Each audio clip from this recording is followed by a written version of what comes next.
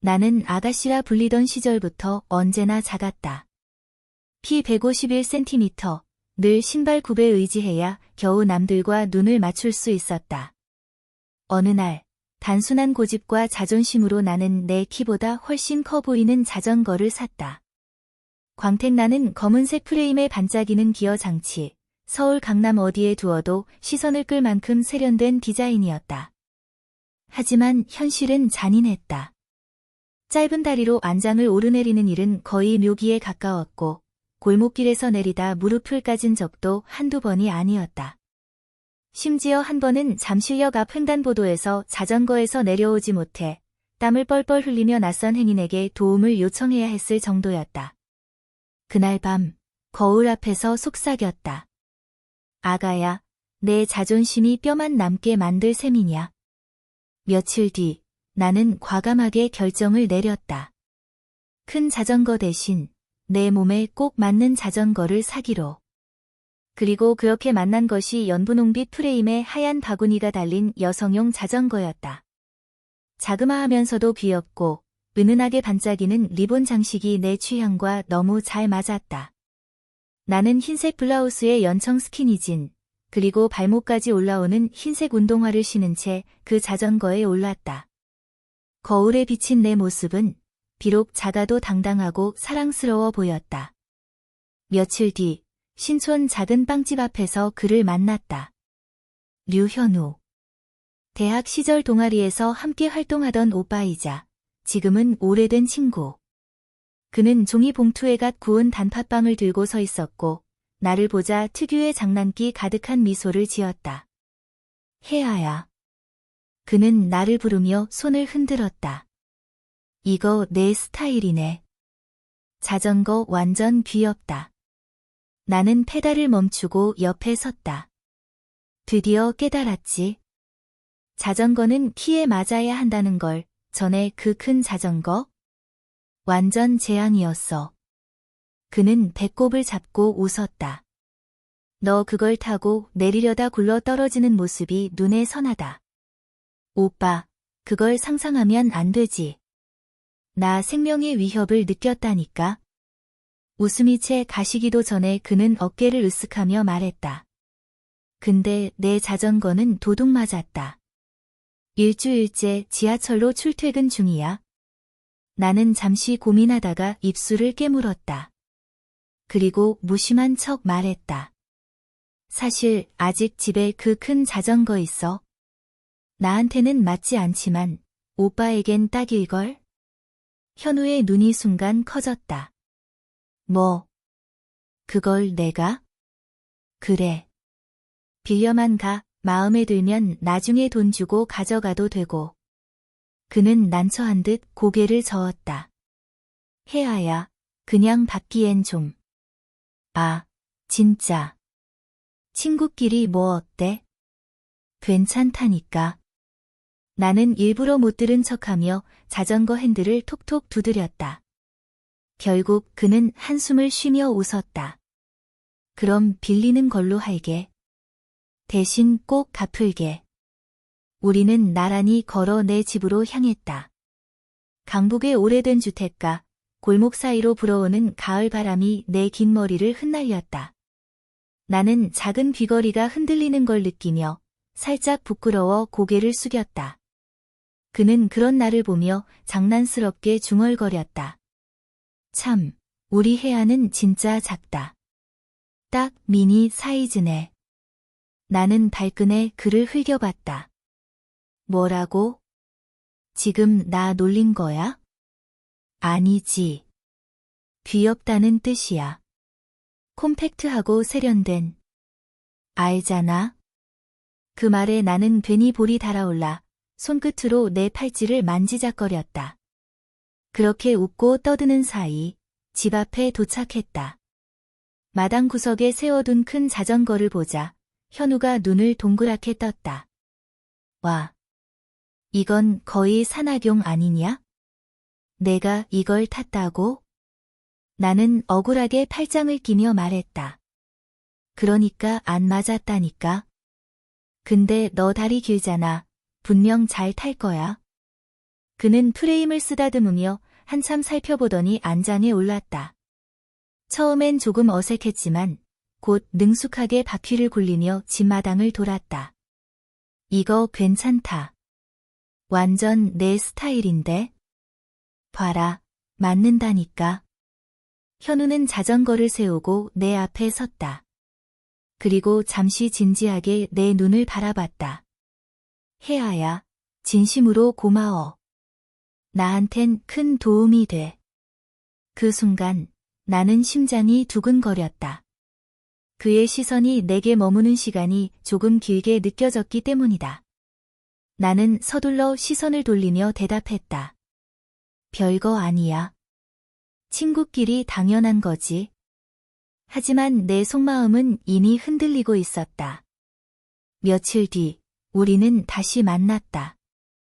홍대 거리를 따라 늘어선 카페와 네온사인 사이, 사람들로 북적였지만 나는 그의 얼굴을 단번에 알아볼 수 있었다. 류현우. 검은 재킷에 흰 티셔츠, 슬림한 청바지 차림. 평범한데도 어쩐지 눈길을 끄는 모습이었다. 그는 내 손을 흔들며 다가왔다. 혜아야, 오늘도 그 자전거 타고 왔어? 나는 고개를 끄덕이며 내 분홍 자전거를 가리켰다. 당연하지. 이젠 딱 내 사이즈야. 오빠는? 너 덕분에 매일 출퇴근이 편하다. 근데 솔직히 말하면 좀 과하게 탔나 봐. 그는 머리를 극적이며 웃었다. 순간 떠오른 건 며칠 전 내 집 앞에서 번쩍이던 큰 자전거. 아마 지금쯤 바퀴에 먼지가 잔뜩 묻어 있을지도. 나는 괜히 장난스럽게 눈을 가늘게 뜨며 말했다. 혹시 내 자전거 벌써 고물로 만들고 있는 거 아니야? 야, 설마. 내가 얼마나 아끼는데. 그는 두 손을 들어 보이며 억울하다는 듯 웃었고 나는 더는 추궁하지 않았다. 우리는 함께 자전거를 끌고 한강으로 향했다. 강바람이 시원하게 불어왔고 가로등 불빛이 수면 위에서 반짝였다. 나는 화이트 셔츠 원피스에 얇은 가디건, 발목을 감싸는 스트랩 샌들을 신었다. 머리는 반묶음으로 올렸고 작은 진주 귀걸이가 바람에 따라 살짝 흔들렸다. 현우가 슬쩍 내 모습을 훑어보고 피식 웃었다. 혜아, 넌 진짜 어디 가도 티난다. 작고 반짝거리는 거 꼭 미니어처 인형 같아. 나는 순간 달끈했지만 동시에 속이 간질거렸다. 또 놀리는 거지? 너 정말. 아니야. 진담이야. 그의 낮은 목소리가 귓가에 맴돌았다. 나는 고개를 돌려 한강 다리 위로 시선을 던졌다. 심장이 괜히 빨리 뛰는 걸 들키고 싶지 않았다. 우리는 자전거를 타고 강변을 달렸다. 페달을 밟는 소리, 바람이 옷자락을 스치는 소리, 가끔 두 사람이 동시에 웃는 소리가 한데 섞였다. 잠시 멈춰 잔디밭에 앉았을 때 하늘은 붉게 물들어 있었다. 현우는 바람에 흩날린 내 머리카락을 손가락으로 살짝 정리해주며 말했다. 넌 항상 뭔가 붙여 다니네. 나뭇잎이든 꽃잎이든. 나는 얼굴이 화끈거려 손으로 귀를 감쌌다. 괜히 그런 말 하지 마. 오빠 때문에 더 부끄럽잖아. 순간 시선이 엉겁결에 마주쳤다. 그의 눈빛은 장난기가 아니라 묘하게 진지했다. 내 손목에 찬 얇은 은팔찌를 살며시 잡아당기며 그는 낮게 속삭였다. 혜아야. 있잖아. 우리 그냥 친구일까? 그 한마디에 숨이 막히듯 멈췄다. 대답을 하려 했지만 목구멍이 막혀 소리조차 나오지 않았다. 나는 그저 두근거리는 가슴을 진정시키려 눈을 깜빡였다. 그가 조금 더 가까이 다가왔다. 얼굴과 얼굴 사이의 거리가 한 뼘도 되지 않았다. 그때 자전거 종소리가 갑자기 울리며 분위기가 깨졌다. 강변을 달리던 다른 커플이 웃으며 지나갔다. 현우는 한숨을 내쉬며 내 팔목을 놓았다. 미안. 타이밍이 좀 별로네. 나는 급히 고개를 저었다. 아니야.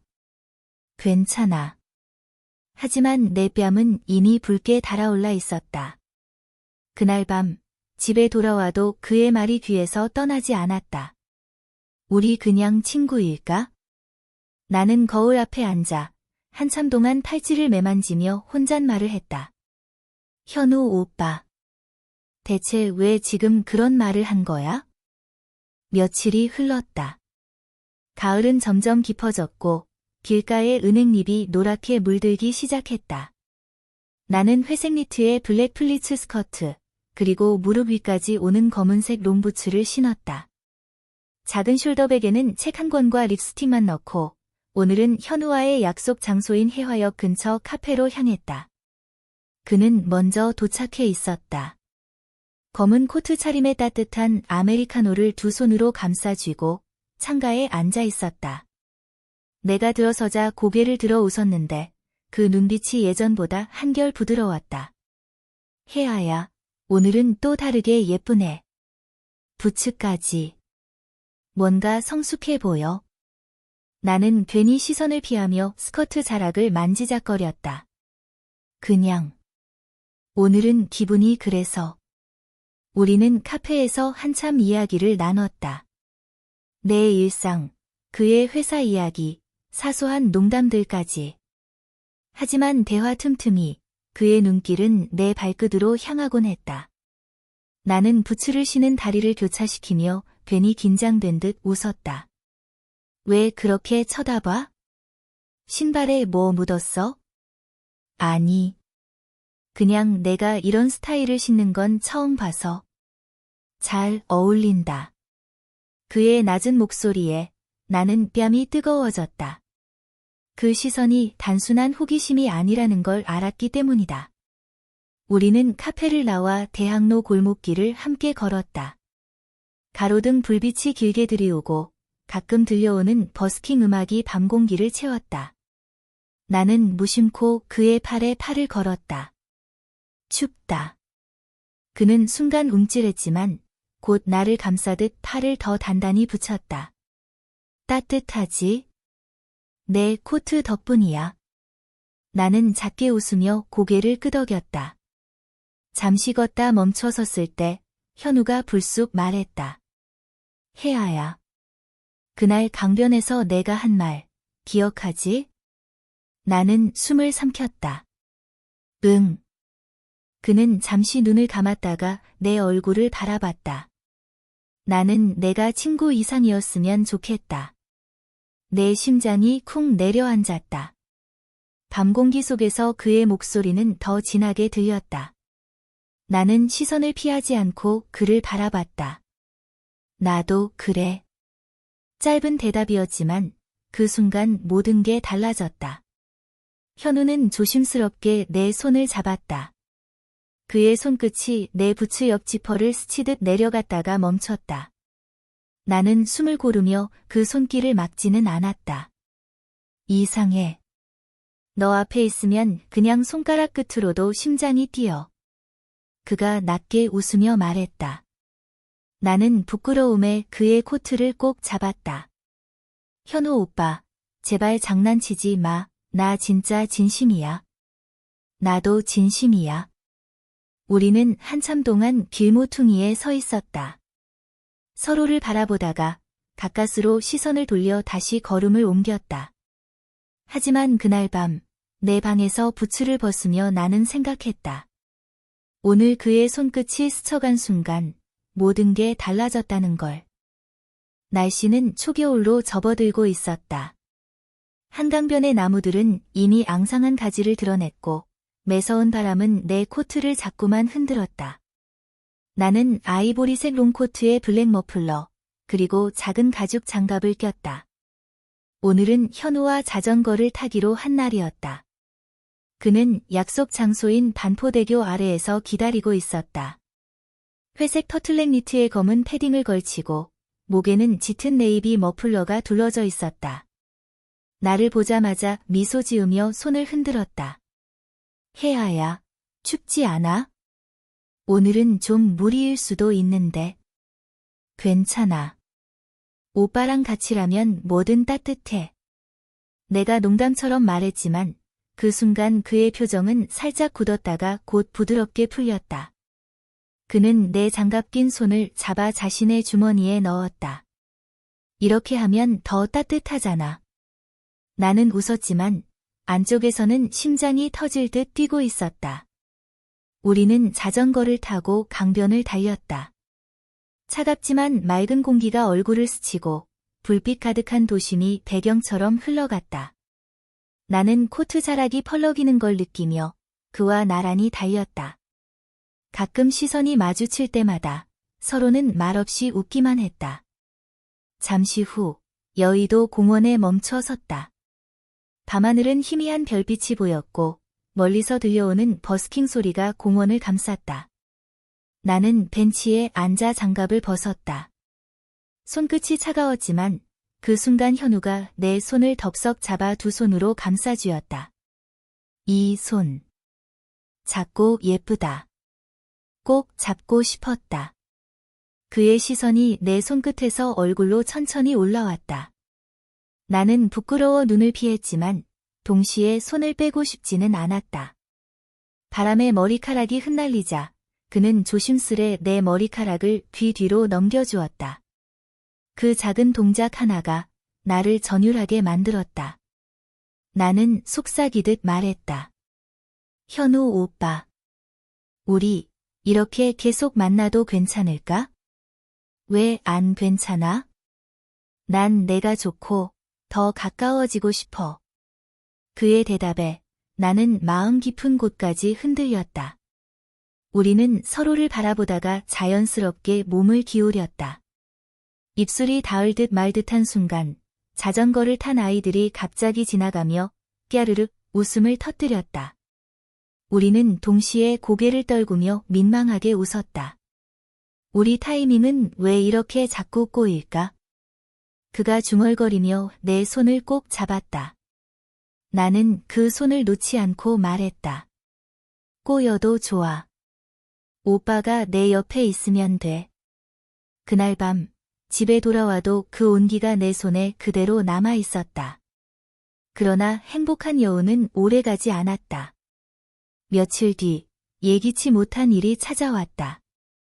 회사에서 퇴근하던 현우가 누군가와 다투는 장면을 본 것이다. 멀리서 보았지만 그와 낯선 남자가 격하게 언성을 높이고 있었다. 나는 가로등 불빛 아래서 숨을 죽인 채 그 모습을 바라봤다.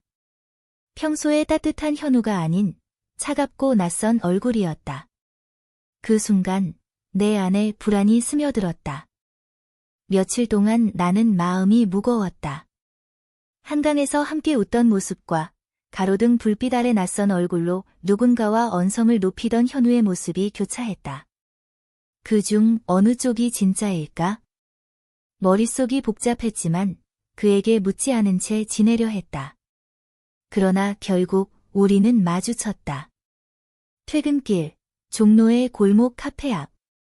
그는 늘처럼 반가운 미소로 다가왔지만 나는 그 웃음을 온전히 받아들이지 못했다. 혜아야, 무슨 일 있어? 요즘 나 좀 피하는 것 같아. 나는 숨을 고르며 조심스레 입을 열었다. 며칠 전에 오빠가 어떤 남자랑 다투는 걸 봤어. 무슨 일이야? 그의 표정이 순간 굳었다. 짧은 침묵 끝에 그는 한숨을 내쉬었다. 내가 본 거구나. 숨길 수 없겠네. 우리는 카페 안창가 자리에 앉았다. 커피 향이 감돌았지만 공기는 묘하게 무거웠다.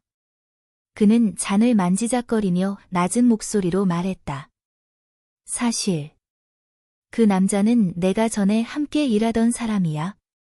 사업 같이 하다가 크게 틀어졌어. 내가 빚을 조금 지고 있는 것도 사실이야. 나는 말없이 그를 바라봤다. 내 앞에서는 강한 척하고 싶었는데 그날은 참지 못했어. 순간 가슴이 저릿했다. 나는 조용히 내 손을 그의 손 위에 올렸다. 현우 오빠, 왜 나한테 말 안 했어? 같이 고민할 수 있었잖아. 그의 눈빛이 흔들렸다. 혜아야, 난 내가 걱정하는 거 싫어. 내 앞에서는 그냥 웃는 사람이고 싶었어. 말끝이 떨렸고 나는 그가 얼마나 외롭게 버티고 있었는지 느낄 수 있었다. 그 순간 모든 망설임이 사라졌다. 나는 손을 꽉 잡으며 속삭였다. 난 그냥 친구 아니야. 이미 알잖아. 나 오빠랑 같이 있고 싶어. 그의 눈이 붉어졌다. 조용히 내 손등에 입술이 닿았다. 떨리지만 진심이 느껴지는 키스였다. 내 심장은 세차게 뛰었고 눈가가 뜨거워졌다. 우리는 서로를 끌어안았다. 그의 패딩에 얼굴을 묻자 가슴 깊숙이 따뜻함이 번졌다. 짧은 순간이었지만 영원처럼 느껴졌다. 그러나 행복은 오래 가지 않았다. 카페 밖에서 누군가 창문을 두드렸다. 낯선 남자였다. 며칠 전 현우와 다투던 바로 그 사람. 그의 시선은 차갑게 나를 스쳤다가 곧 현우에게 꽂혔다. 류현우, 이대로 숨는다고 끝날 줄 알아?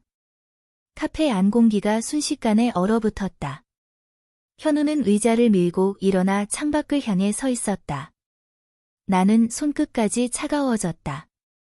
우리가 함께 가려는 길은 생각보다 훨씬 험한 걸까?